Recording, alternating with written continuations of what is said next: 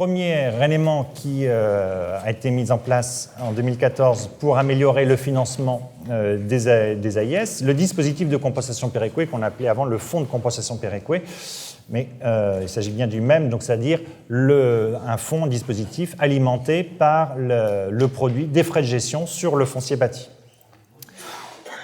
Avec un mode de répartition, donc là il s'agit d'une ressource transférée par l'État, 70% de cette ressource est répartie en fonction du reste à charge, du poids du reste à charge dans le total des restes à charge de l'ensemble des départements. Et 30% qui est réparti, donc là c'est la partie compensatrice du DCP, et une partie, 30%, qui est répartie de manière péréquée en fonction de l'indice synthétique qui tient compte du revenu par habitant, du nombre d'allocataires de l'APA, du RSA et de la PCH. Ce qui est important d'avoir en tête, c'est que cette deuxième fraction n'est pas pondérée par la population.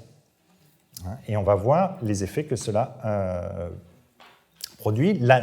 La répartition de ces deux enveloppes est ensuite à nouveau redistribuée, recalculée, en pondérant les montants obtenus sur chacune des deux enveloppes, la somme des deux enveloppes, en fonction du revenu par habitant.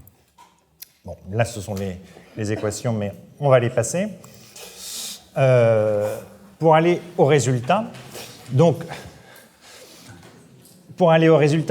une enveloppe à répartir de 866 millions en 2015, une enveloppe qui va principalement sur les départements ruraux et les départements d'outre-mer, qui est logique, puisque 70%, en ce qui concerne l'outre-mer, 70% de l'enveloppe est répartie en fonction du reste à charge. On a vu que c'est eux qui avaient les niveaux de reste à charge les plus élevés, mais aussi au profit des départements ruraux, puisque 30% de l'enveloppe est répartie en fonction de l'indice synthétique sans pondération de la population. Et comme ce sont les départements les moins peuplés, eh bien c'est eux qui récupèrent la plus grosse part par habitant du DCP, avec le champion de toute catégorie, le département de la Lozère, qui capte une grande partie, lorsqu'on la ramène à l'habitant, du produit du dispositif de compensation Péréquée.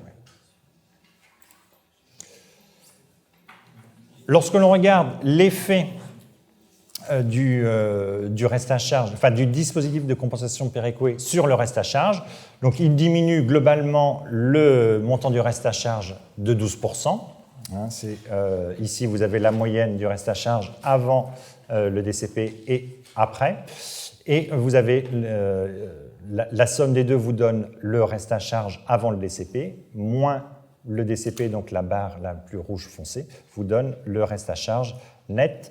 Et donc ce que l'on voyait pour la Lozère, le dispositif de compensation Péréquée, compte tenu de son mode de répartition, divise quasiment par deux le reste à charge de ce département.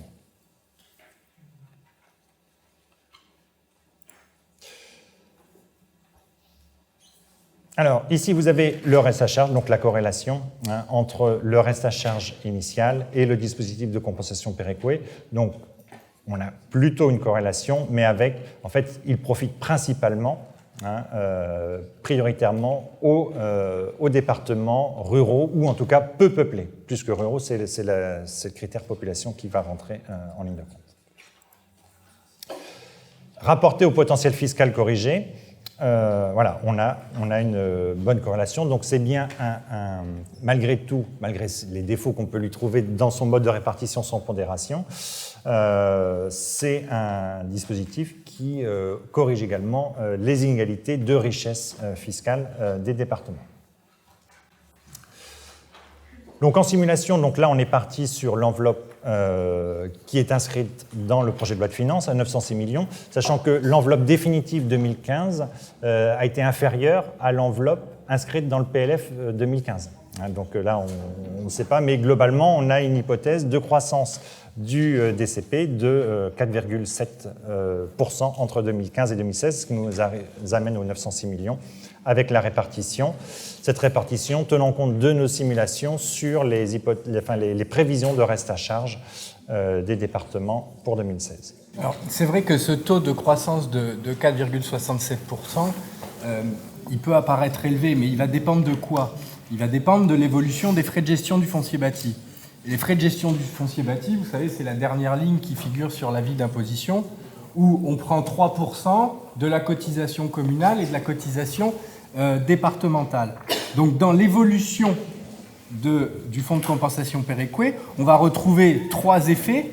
On va avoir la revalorisation des bases, qu'évoquait Éric Julas ce matin, votre croissance physique des bases, que vous connaissez, aux alentours d'1,5-2%, mais on va aussi avoir l'effet taux.